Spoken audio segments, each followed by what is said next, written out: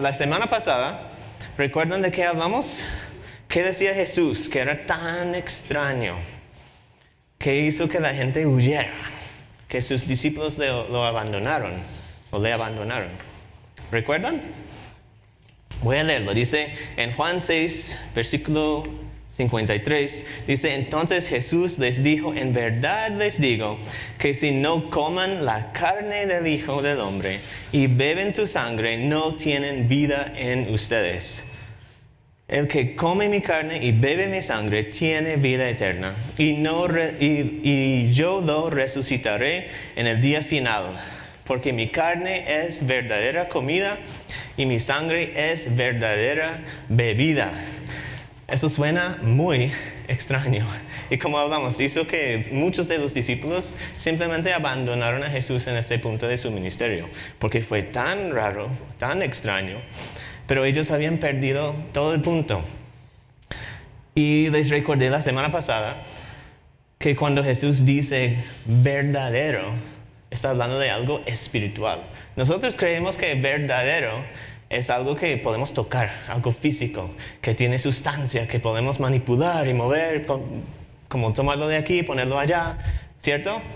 Cuando pensamos en algo verdadero, algo real, para nosotros es eso. Pero en la Biblia dice que las cosas reales son las cosas espirituales. Entonces cuando Jesús dice que mi carne es verdadera comida y mi sangre es verdadera bebida, está hablando de una provisión espiritual. Nosotros, cuando pensamos en una provisión diaria, pensamos en comida, ¿cierto? O de pronto dinero, algo así. Pero Jesús está diciendo que nuestra provisión espiritual es Él, es su cuerpo y su sangre. Y no está hablando de un cuerpo como metafórico, no está hablando de sangre metafórico, está hablando de literalmente Él murió en la cruz, derramó su sangre literal. Dio su cuerpo literalmente, que murió literalmente por nosotros. Pero la verdad espiritual que sacamos de eso, que Él está enseñando, es que tenemos que aprovechar, aplicar este sacrificio a nuestras vidas. Y no es que podemos volver al pasado, hace 2000 años, y ir como hicieron los judíos con los sacrificios, tomar la sangre y aplicarla a algo, como aplicaron la sangre sobre sus puertas en cierto momento. No podemos hacer eso. Y Jesús no está pidiendo eso, que aplicamos la sangre a nosotros, no. Está pidiendo que espiritualmente, que comemos, que bebemos, que recibimos este sacrificio que Él hizo, que lo aceptamos y que lo aplicamos a nuestras vidas. Entonces, esto fue muy importante. También quiero recordarles de algo que vimos hace meses, como 2 meses, con la mujer samaritana. Jesús se encontró con ella iba a sacar agua de un pozo y Jesús le dijo en Juan 6:53, en Juan 4:13 al 14 dice, Jesús le respondió, todo el que beba de esta agua volverá a tener sed. Pero el que beba del agua que yo le daré, no tendrá sed jamás, sino que el agua que yo le daré se convertirá en él, en una fuente de agua que brota para vida eterna. Que todo eso suena como raro, ¿cierto? Pero hoy vamos a ver, cuando Jesús habla de agua viva, qué es lo que quiere decir. Y voy a arruinarlo ya, pero nos va a decir que el agua viva es el Espíritu Santo. Está hablando del Espíritu Santo que recibimos. Y como Él mencionó a ella, diciendo que el agua que yo le daré se convertirá en Él en una fuente de agua que brota para vida eterna. Esta agua viva que recibimos cuando creemos en Jesús es el Espíritu Santo. Y dice que brota para vida eterna. Entonces, algo que vamos a ver hoy también es que el Espíritu Santo tiene una parte importante en nuestra salvación, en el hecho de limpiarnos, de lavarnos, de hacernos crecer espiritualmente y de santificarnos. Entonces, eso es lo que creo que básicamente lo que necesitamos saber para entrar en el tema de hoy. Entonces, hoy vamos a estar en Juan capítulo 7, versículo 1, como ya mencioné. Si tienen sus Biblias, eso es muy bueno, porque qué tal si un día, en vez de borrar mis apuntes, borro las diapositivas.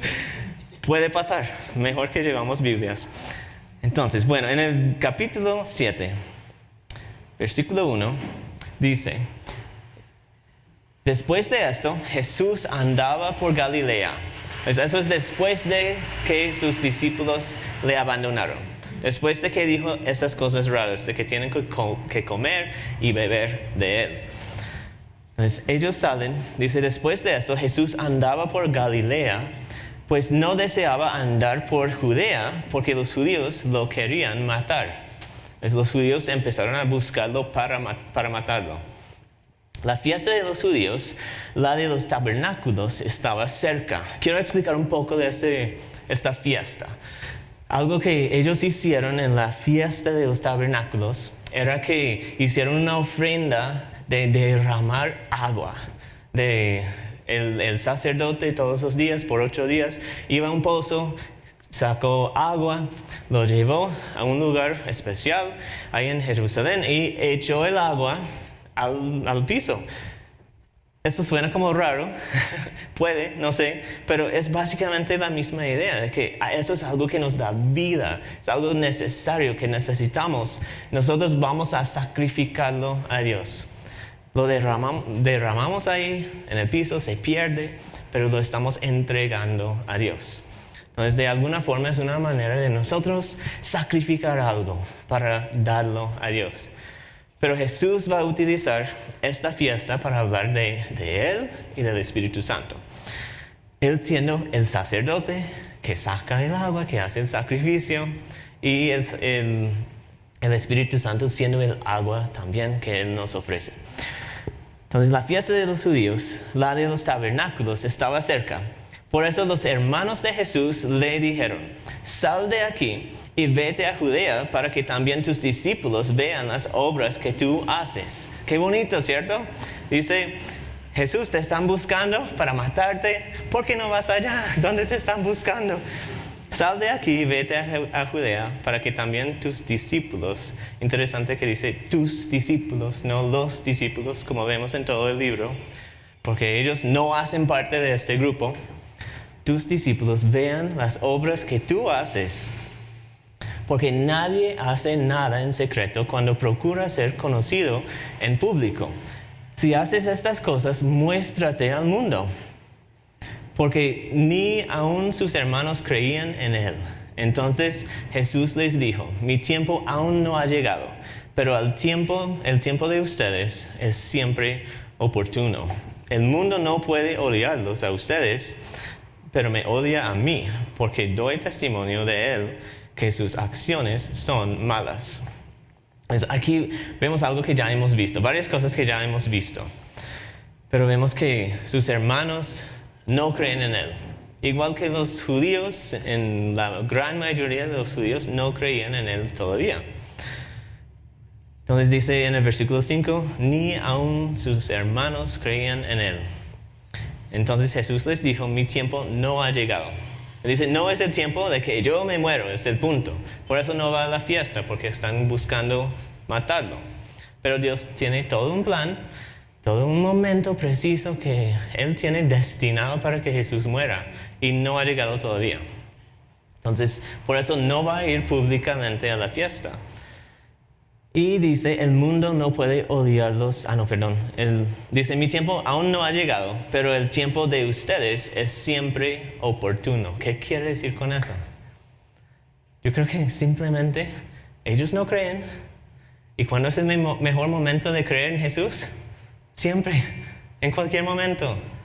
Es como hablamos la semana pasada, muchas personas siguieron a Jesús. Hoy en día muchas personas conocen de Jesús, saben mucho acerca de Jesús, saben que murió en la cruz por ellos, pero no han hecho absolutamente nada para aprovechar, para aplicar este sacrificio a ellos mismos. Entonces, lo mismo con los hermanos, todavía no creen en Él. Y ellos han visto las obras, están hablando de las obras que Él ha hecho, ¿cierto? Lo han visto, pero no están convencidos. Y Él dice: Dice, el tiempo de ustedes es siempre oportuno, que todavía necesitan ir y creer en Jesús. Entonces, el versículo 7 dice, el mundo no puede odiarlos a ustedes, pero me odia a mí, porque yo doy testimonio de él que sus acciones son malas. Algo que vimos en Juan capítulo 3. Creo que no tenemos que volver allá. Pero la idea de que, ¿por qué las personas no llegan a Jesús? Porque sus acciones son malas. Porque se sienten convencidos, expuestos. Porque tienen que exponer su pecado. ¿Cómo vamos a pedir perdón por los pecados si no confesamos que tenemos los pecados, cierto? ¿Cómo vamos a buscar un Salvador que pagó por nuestros pecados sin decir que necesitamos un Salvador porque somos pecaminosos? Entonces, lo mismo, lo repito aquí otra vez.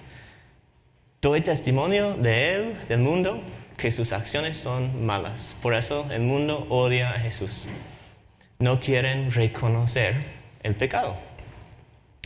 En el siguiente versículo vemos, dice, suban ustedes a la fiesta. Yo no subo a la fiesta porque mi tiempo aún no se ha cumplido. Entonces, como ya no es tiempo todavía para subir a la fiesta, no lo hace. Y habiéndolos dicho esto, se quedó en Galilea, pero cuando sus hermanos subieron a la fiesta, entonces Jesús también subió. No abiertamente, sino en secreto. Por eso los judíos lo buscaban en la fiesta y decían, ¿dónde está ese? Los judíos estaban esperando a Jesús ahí y no lo encontraron.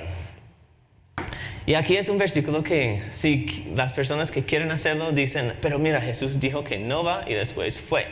Es mentiroso, ¿cierto? Eso pasa. Las personas piensan eso y casi se lee así. Pero en el griego algo que es importante de entender es que cuando él dice yo no subo a la fiesta, es como cuando nosotros decimos que como ya voy, algo así. Como realmente no has ido, ¿cierto? Ni estás yendo, pero vas a ir. Es como algo así. Y entonces tiene como implícito ahí que yo no voy todavía a la fiesta. No voy de la forma como ustedes me están diciendo. Es un poco confuso, pero no es una mentira. Creo que si fuera una mentira, Juan nos estaría explicando eso. O no lo diría. Entonces, él va a la fiesta como escondido, no públicamente. Pero cuando llega ahí, en el versículo 12, miren lo que pasa. En el versículo 12 dice, y había mucha murmuración entre la gente acerca de él. Unos decían, él es bueno. Otros decían, no, al contrario, extravía a la gente. Sin embargo, nadie hablaba abiertamente de él por miedo de los judíos. Entonces, tienen miedo de los judíos. ¿Por qué tendrían miedo de los judíos? Porque los judíos eran los que les podrían expulsar de la sinagoga o como de la iglesia hoy en día. Y estaban en contra de Jesús, estaban buscando matar a Jesús. ¿Y quién quiere estar ahí diciendo que esta persona que quieren matar, yo soy seguidor de él? O yo estoy convencido de que él es quien dice que él es el Mesías de los judíos. No, tienen miedo de los judíos. En el versículo 14 dice, a la mitad de la fiesta Jesús subió al templo y se puso a enseñar. Entonces los judíos se maravillaban diciendo, ¿cómo puede éste saber de letras sin haber estudiado? ¿O cómo tiene tanto conocimiento de la palabra sin haber estudiado? Jesús entonces les respondió, mi enseñanza no es mía, sino del que me envió. Tema que ya vimos antes. Jesús antes decía, yo no digo nada por mi propia cuenta. Todo lo que digo es mensaje de Dios. Es lo mismo. ¿Cómo es que Él sabe todo? Porque Dios le está dando esta información y Él lo está revelando a nosotros. En el versículo 17 dice, si alguno está dispuesto a hacer la voluntad de Dios, sabrá si mi enseñanza es de Dios o si hablo de mí mismo. El que habla de sí mismo busca su propia gloria, pero aquel que busca la gloria del que del que lo envió, Él es verdadero y no hay injusticia en Él, o no hay pecado en Él. No está haciendo algo mal. Entonces, Él dice, si alguno está dispuesto a hacer la voluntad de Dios. O mi versión en inglés que leo, dice, si la voluntad de uno es hacer la voluntad de Dios. Si realmente tú estás buscando hacer lo que Dios quiere y no lo que tú quieres, o si realmente a pesar de, no sé, el miedo de los judíos que acabamos de ver, a pesar de todas estas otras cosas, simplemente quieres conocer la verdad, ¿qué dice? Si alguno está dispuesto a hacer la voluntad de Dios, sabrá si mi enseñanza es de Dios o si hablo de mí mismo. Entonces, eso creo que aplica hoy en día también. Si nosotros genuinamente buscamos a Dios, buscamos la salvación, buscamos conocer a Dios, eventualmente vamos a encontrar a Jesús y vamos a convencernos de que Jesús es el quien dice que es. De que Jesús es Dios mismo que bajó a este mundo para pagar por nuestros pecados. Yo creo que eso es muy cierto. Pero tenemos que buscar genuinamente a Dios. ¿Y cómo buscamos a Dios? Por medio de su palabra. Lo tenemos aquí. Hay muchas personas que todavía en el mundo no lo tienen. Pero aún ellos, si buscan a Dios, Dios encuentra la forma de hacer llegar el mensaje a ellos. Entonces, eso me estoy como saliendo de la pista.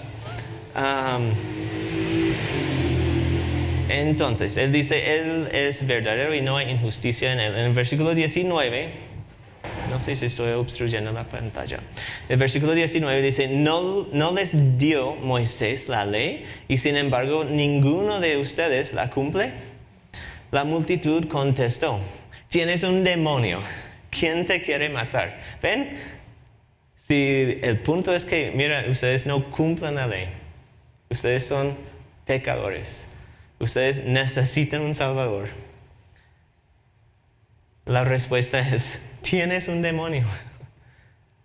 Como él decía antes, se probó, ¿cierto? Aquí, que el mundo me odia porque, ¿qué? ¿Qué decía? El mundo me odia porque yo...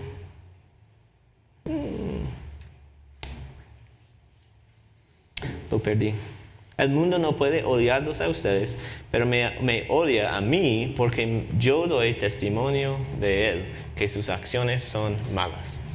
Entonces, justo después tenemos la prueba de que lo que Jesús decía es cierto.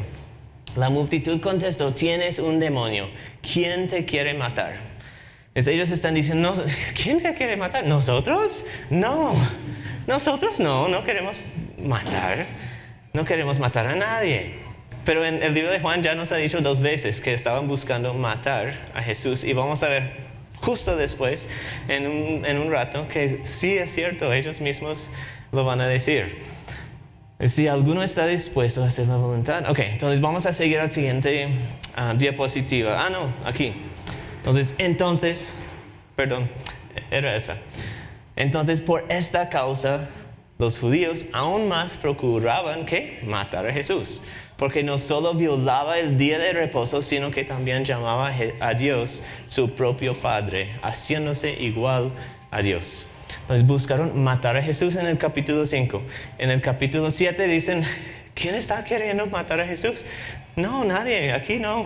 Nosotros no queremos matar. Y en el versículo 21 vamos a seguir y ver, dice, Jesús les respondió, una sola obra hice y todos se admiran. Es como todos reconocen lo que Él está haciendo, los milagros.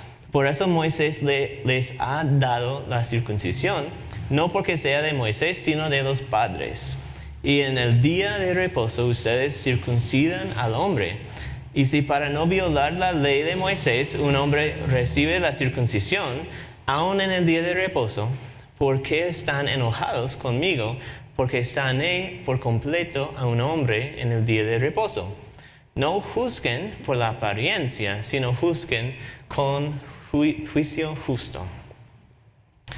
En el versículo que vimos antes, el tema fue los judíos quisieron matar a Jesús. ¿Por qué? Porque violaba el día de reposo, de acuerdo con ellos, sanando a personas en el día de reposo, haciendo las obras de Dios en el día de reposo, que realmente no violaba, fue el argumento de Jesús, eso no violaba la ley, sino que fue el propósito de este día. Y después dice que también porque llamó a Dios su propio Padre. Entonces aquí lo que vemos, él está hablando de la ley de la circuncisión, que aun si era el día de reposo, si un niño había nacido, siempre circuncidaron al niño el octavo día. Y si cayó en un día de reposo, igual lo hicieron, porque era parte de la ley. Entonces el punto de Jesús es básicamente que, ¿cómo es que por cumplir una de las leyes, como no trabajar en el día de reposo, cómo es que yo no voy a hacer lo que la misma ley me exige hacer? ¿Cómo es que, no sé, digamos nosotros hoy en día, un domingo, vamos a decir, no, el domingo yo no puedo ir a la iglesia porque no puedo trabajar, no puedo caminar mucha distancia. No habría iglesia. O no, el día de reposo yo no voy a ayudar a la persona que en la calle que el carro le pegó, voy a decir, no, yo sigo adelante porque si lo levanto estoy trabajando. Es que literalmente se había vuelto así. Y Jesús está diciendo que al final no juzguen por la apariencia, sino juzguen con juicio justo. Entonces, esto aplica a la ley, pero también aplica a Jesús. Porque ellos están juzgando a Jesús por lo que Él hace, juzgando a un Señor sin pecado, perfecto, intachable, llamándolo pecador, diciendo que tiene un demonio por las cosas que hace y las cosas que dice. Su juicio está mal, está contaminado. Y nosotros también podemos caer en este problema. Entonces vamos a ver cómo sale este argumento aquí o esta discusión entre ellos. En el versículo 25 dice, entonces algunos de Jerusalén decían, ¿no es este el que procuraban matar? Entonces ahí lo dicen, ¿cierto? ¿No es este al que procuran matar? Y vean, habla en público y no le dicen nada. ¿No será que en verdad los gobernantes reconocen que este es el Cristo? Les están diciendo que quieren matarlo. Ahí está, diciendo las mismas cosas y no hacen nada. ¿Será que ellos habían creído en él? Están empezando a pensar que si no lo matan, debe ser que están empezando a creer. Sin embargo, nosotros sabemos que no será que en verdad los gobernantes reconocen que este es el Cristo. Sin embargo, nosotros sabemos de dónde es este, pero cuando venga el Cristo, nadie sabrá de dónde es. Cosa que no es cierto, porque miramos lo que dice la siguiente diapositiva. Dice Juan 7:42, no hemos llegado ahí todavía, pero dice, ¿no ha dicho la Escritura que el Cristo viene de la descendencia de David y de Belén, la aldea de donde era David? Y es cierto, en el Antiguo Testamento las profecías decían que Jesús iba a nacer en cierto lugar, en cierto linaje, y lo hizo. Y ellos están diciendo, nosotros sabemos de dónde es este Jesús, pero no están juzgando con buen juicio. Porque es cierto que ellos saben que Él no es de Belén, sino que creció en Galilea, está en Galilea, creció ahí entre ellos. Creció allá, ellos lo saben, que Él no es de Belén, pero lo que ellos no saben es que Él nació igual en Belén, cumpliendo las Escrituras. Y muchas veces nosotros como seres humanos hacemos exactamente las mismas cosas, no con Belén, sino con otra cosa. Cuando nosotros tenemos como creencias raras, que no hemos realmente buscado, estudiado, encontrado respuestas de la Biblia, nosotros inventamos excusas para no creer, para no obedecer, para muchas cosas. Entonces, Ellos están equivocados. En el versículo 28 dice, Jesús entonces, mientras enseñaba en el templo, exclamó en alta voz, ustedes me conocen y saben de dónde soy. Yo no he venido por decisión propia, pero aquel que me envió es verdadero, a quien ustedes no conocen. Yo lo conozco porque procedo de él, y él me envió. Procuraban pues prender a Jesús, pero nadie le echó mano porque todavía no había llegado su hora. Entonces él dice, ustedes me conocen y saben de dónde soy. Como terrenalmente ustedes han visto, me han visto crecer, me han visto enseñar. Pero él dice, yo no he venido por decisión propia, pero aquel que me envió es verdadero, a quien ustedes no conocen. Yo lo conozco porque procedo del Padre. Es como que ustedes me vieron crecer, pero lo que no vieron es que yo vine del Padre.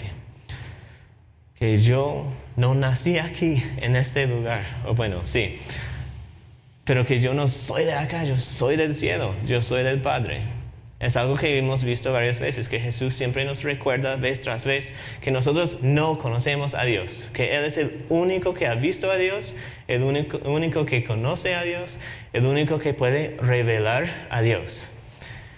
Pues está diciendo lo mismo otra vez, que parece que sí soy uno de ustedes de acá, pero no, yo soy del Padre.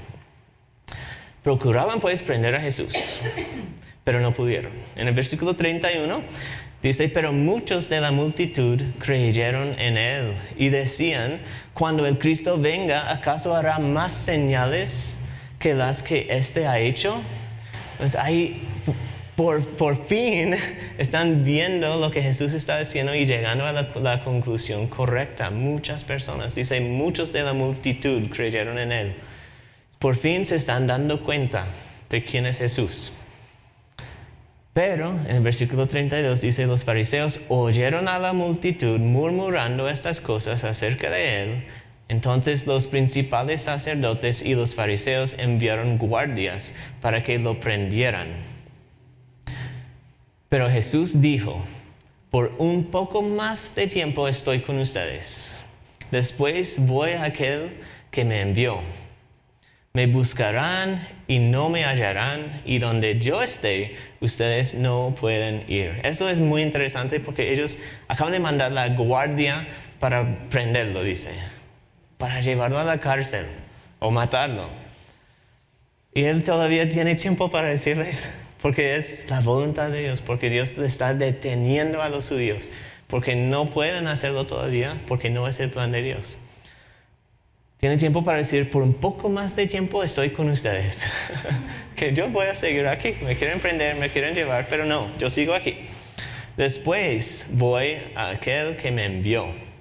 Después vuelve al cielo, vuelve a Dios. Dice, me buscarán y no me hallarán. Y donde yo esté, ustedes no pueden ir.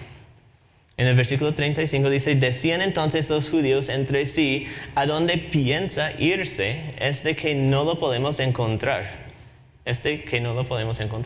¿Será acaso que quiere irse a la dispersión entre los griegos y enseñar a los griegos? Pues están pensando que se va a huir del país.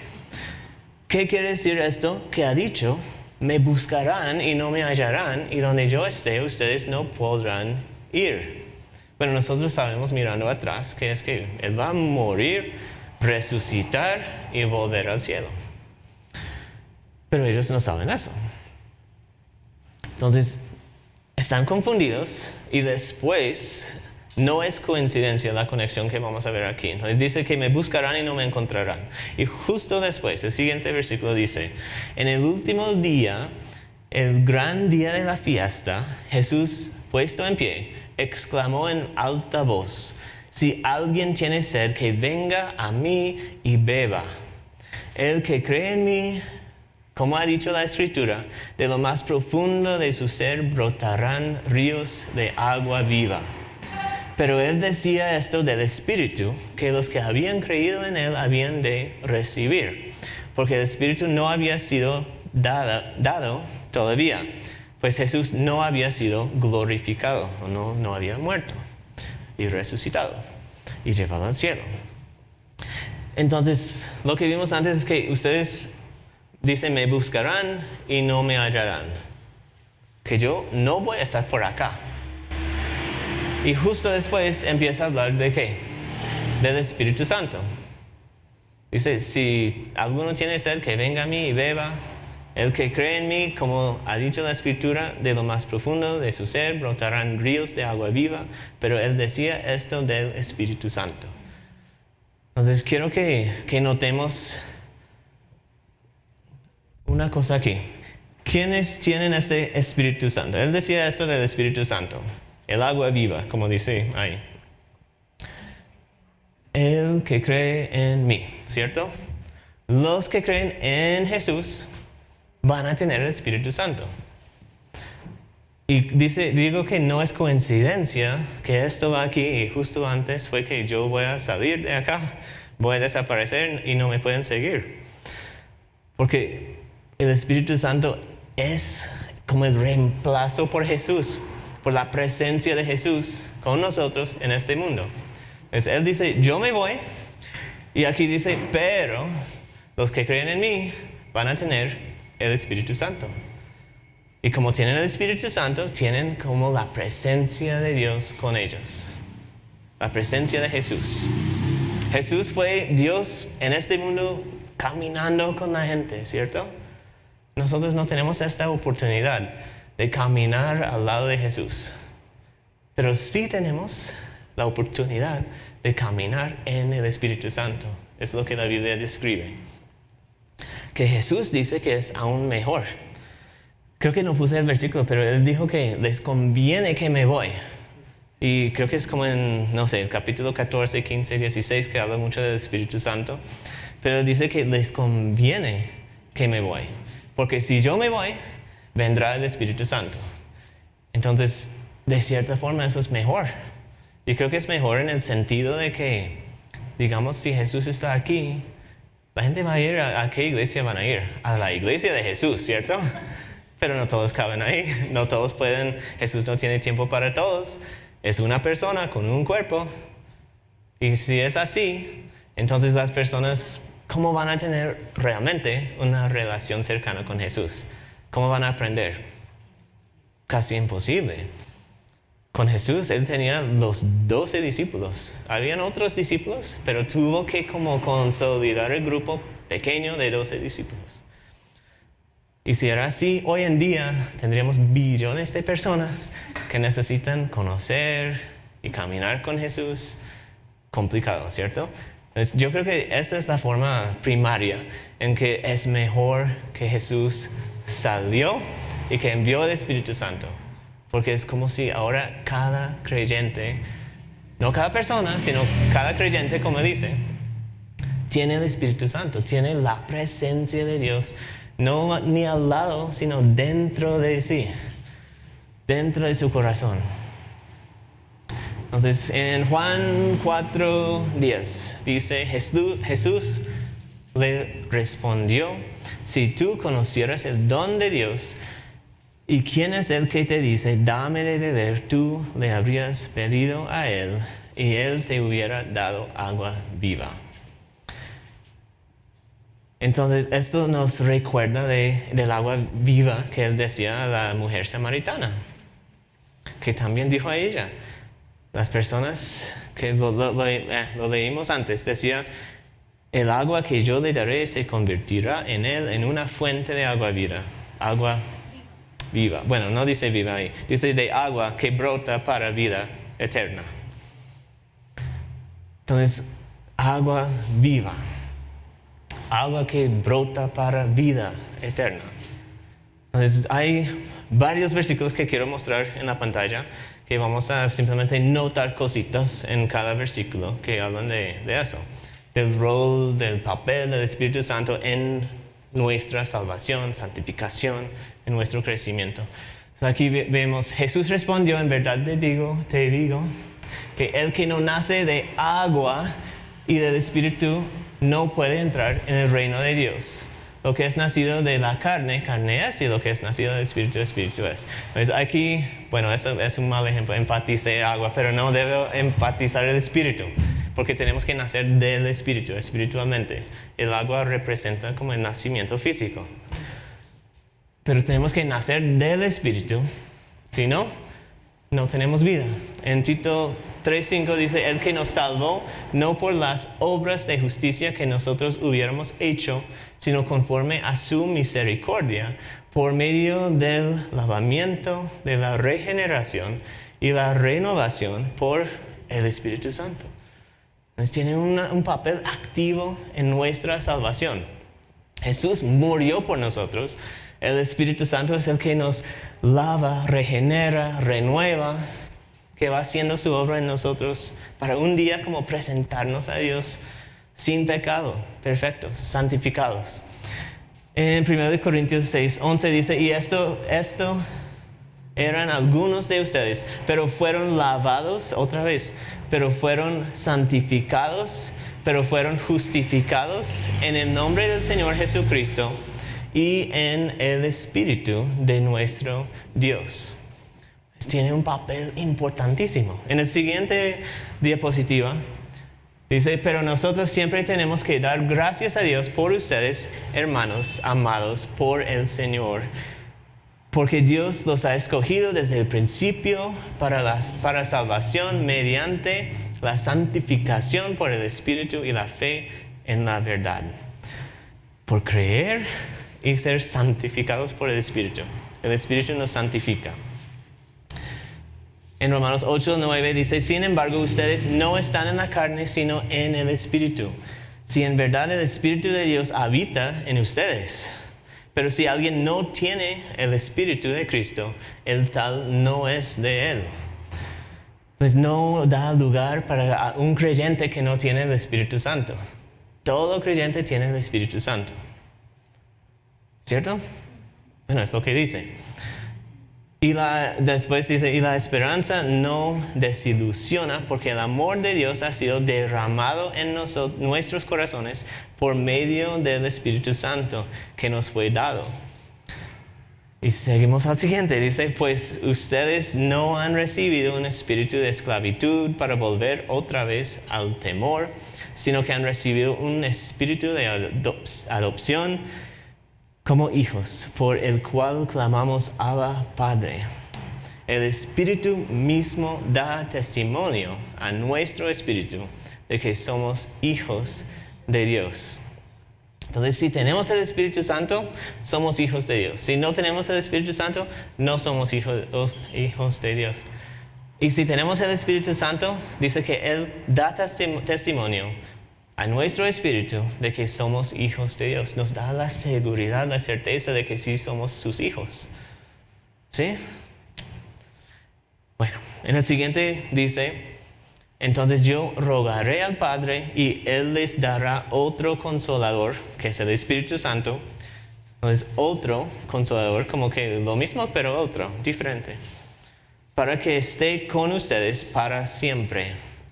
Es decir, el Espíritu de verdad, a quien el mundo no puede recibir, porque ni lo ve ni lo conoce. Pero ustedes sí lo conocen, porque mora con ustedes y estará en ustedes.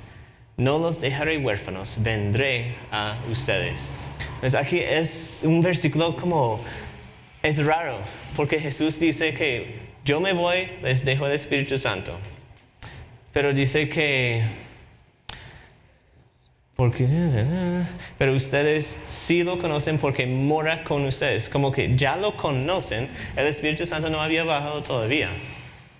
¿Cómo van a conocer el Espíritu Santo? ¿A quién conocen? Conocen a Jesús, ¿cierto? Entonces, sí lo conocen porque mora con ustedes. ¿Y quién está viviendo con ellos? Es Jesús. Está viviendo con ellos. Pero dice después, estará en ustedes. ¿Quién es el que vive dentro de nosotros? El Espíritu Santo. Pero después Jesús dice, no los dejaré huérfanos, vendré a ustedes. Entonces, hay un gran peligro aquí, para que sepan. Hay iglesias que enseñan entonces que el Espíritu Santo es Jesús, que no existe la Trinidad, sino que el Padre y el Hijo y ya. Entonces, ese es un gran error, porque basado en toda la Biblia es muy obvio que Jesús no es el Espíritu Santo, ni el Espíritu Santo es Jesús. Pero lo que vemos aquí es que ellos cumplen exactamente la misma función en cuanto a acompañarnos. El Espíritu Santo es el reemplazo de Jesús. Entonces, como dijimos, Él les dará otro consolador para que esté con ustedes. Y el griego dice, o implica, bueno, el griego lo traduce básicamente diciendo que es como otro del mismo tipo, que son iguales. Son diferentes, pero son iguales, básicamente. Es por eso la Trinidad es tan confusa. ¿Cómo así? ¿Cómo pueden ser diferentes, pero lo mismo? Es complicadísimo. Pero el punto es que el Espíritu Santo es la presencia de Dios con nosotros. Y vamos a seguir al siguiente. Aquí dice, Jesús le respondió, si alguien me ama, guardará mi palabra, y mi Padre lo amará, y vendremos a Él, y haremos con Él morada. Entonces, si amamos a Jesús, guardamos su palabra, que en el libro de Juan, guardar su palabra es creer, es hacer lo que Él manda, creer en Él. Entonces, vendremos a Él, y haremos con Él morada. ¿Quién mora en nosotros? El Espíritu Santo. Pero es el Padre y el Hijo presente con nosotros. Dios está con nosotros porque tenemos el Espíritu Santo. Y algo más que quiero mostrarles, ya lo hemos visto, porque decía antes que estaría siempre con nosotros.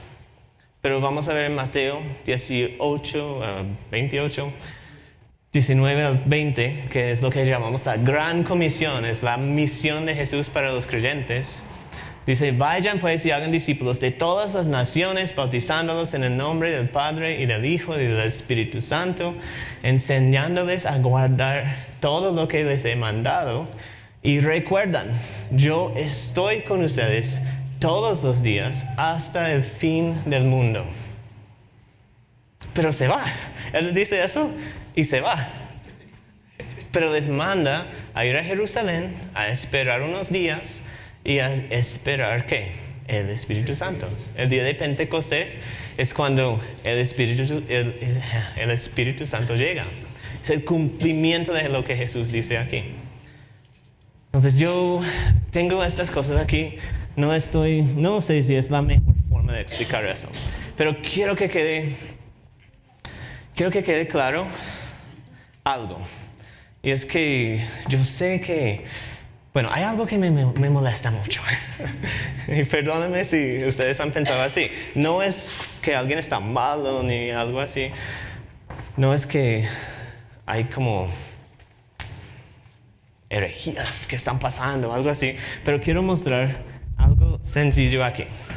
Yo tengo un vaso y si pongo el agua aquí y quiero tomarlo, entonces puedo hacerlo, ¿cierto? Pero, hay personas que dicen el vaso está como medio lleno, medio vacío. No sé cómo lo dicen aquí. Pero, aquí hay agua, ¿cierto? La Biblia habla del Espíritu Santo. Dice que si somos creyentes, ¿tenemos el Espíritu Santo o no? Sí. No dice que tenemos un poquito del Espíritu Santo. Igual el Espíritu Santo es una persona. Se llama una persona de la Trinidad.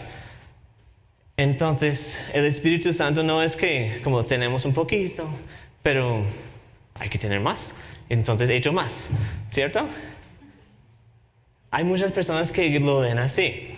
Como que el Espíritu Santo está aquí conmigo, dentro de mí, pero si llego a la alabanza y no sé, como yo realmente me enfoco en Dios y cosas así, entonces me llena el Espíritu Santo. Entonces, como que viene más Espíritu Santo, me van echando más y más Espíritu Santo. Y después cuando salgo, como si, no sé si hay un hueco y lo estoy perdiendo. Entonces tengo que volver y rellenarme del Espíritu Santo. Yo sé que eso es, no sé, no estoy burlando de nadie, sino que por lo que a veces vemos en las iglesias, creo que no en la Biblia, pero lo vemos así, como que tenemos que mantener el vaso lleno, recibiendo más y más del Espíritu Santo. Pero la Biblia no habla así. La Biblia sí dice que debemos ser llenos del Espíritu Santo. Es un mandato, nos dice, sean llenos del Espíritu Santo. Pero ¿cómo puede ser un mandato, sean llenos, si yo dependo totalmente del Espíritu Santo para llenarme? ¿Y cómo puede llenarme si ya está aquí conmigo dentro de mí? Yo sé, eso es muy, muy raro. Pero ¿sí entienden lo que estoy diciendo? No sé, espero que sí. Ok, entonces lo que quiero mostrarles es eso. Tenemos el Espíritu Santo, ya está ahí. ¿Qué hacemos para estar llenos del Espíritu Santo? Tenemos que disminuir. Tenemos que no recibir más de Él, sino ir quitando de nosotros. Estamos llenos de otras cosas. Aquí hay aire. Pero si solo aprieto, si solo me esfuerzo un poquito, entonces yo puedo como poner al lado de estas cosas que no son el Espíritu Santo, que no son de Dios. Entonces, el pasaje que vimos dice, ríos de agua viva. ¿Salen de dónde? ¿Dónde están esos ríos? Dentro de mí, es lo que dice el pasaje. Ya está ahí. El Espíritu Santo ya está en nosotros. Entonces, por eso pedí a Eliana esta semana, por favor, no pones una de las canciones que habla de que ven Espíritu Santo o algo así, que llena este lugar o algo así. Porque debemos ser nosotros llenos del Espíritu Santo, pero no lo hacemos recibiendo más Espíritu Santo. No funciona así, lo hacemos disminuyéndonos, como Juan el Bautista decía en el mismo libro de Juan, que él tenía que disminuir y que Cristo tenía que crecer. Entonces lo hacemos así, rindiéndonos a nosotros al Espíritu Santo, dejando que Él nos aprieta, algo así. Entonces, en eso no creo. Yo no conozco como una doctrina que dice que tienen que creer lo que Jonathan está diciendo, pero creo que eso es muy bíblico. Creo que es muy bíblico porque en el Antiguo Testamento sí, el Espíritu Santo llegó, salió, decía que llenó el templo, que llenó lugares, pero hoy en día, después de que Jesús murió, no es así. Porque ella habla del Espíritu Santo con nosotros siempre, que nunca nos deja, que también es la garantía de nuestra salvación. Entonces no es que en cierto momento yo no tengo el Espíritu Santo.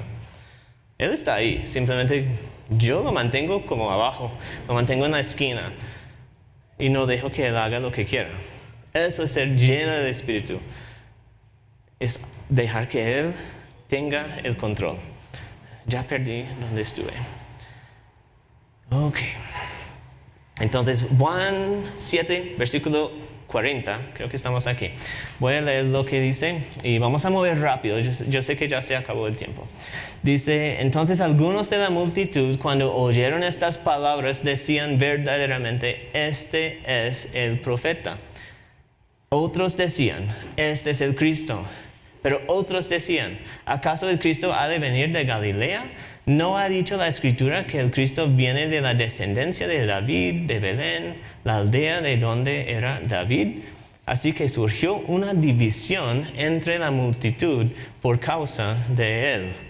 Algunos de ellos querían prender a Jesús, pero nadie le echó mano.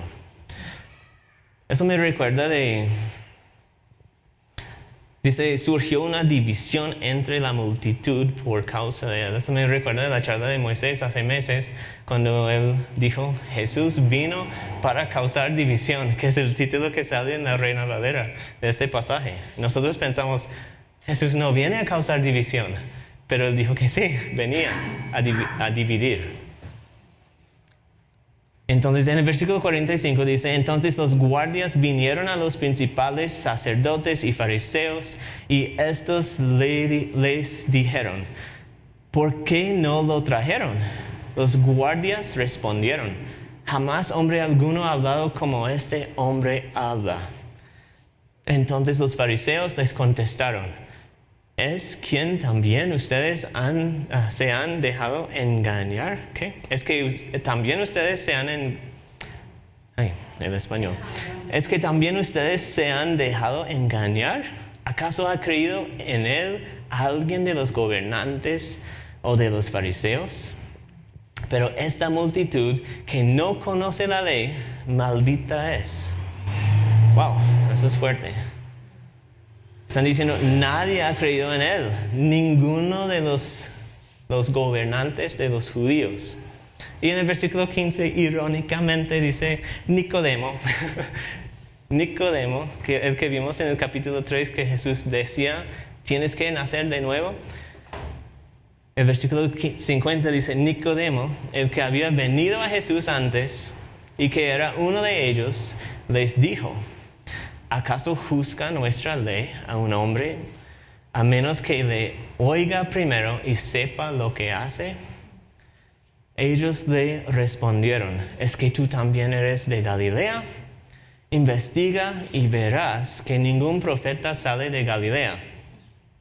El profeta Jonás sí salió de Galilea. Y cada uno se fue a su casa. Es interesante lo que dice aquí. ¿Acaso nuestra ley, acaso juzga nuestra ley a un hombre a menos que oiga primero y sepa lo que hace? Entonces, hoy para terminar, mi reto para ustedes es, si no están convencidos de Jesús todavía, pues investiga, júzgalo. Dice, juzga nuestra ley a un hombre a menos que le oiga primero y sepa lo que hace. Escúchalo, investígalo, lea sus palabras. Y si no estás convencido todavía, investiga. Tienes que conocer a alguien para poder juzgarlo. No creas cualquier cosa que escuchas en el mundo. No creas cualquier cosa que leas en, no sé, las revistas o en YouTube, sino que juzgamos al mismo Jesús por lo que Él mismo decía.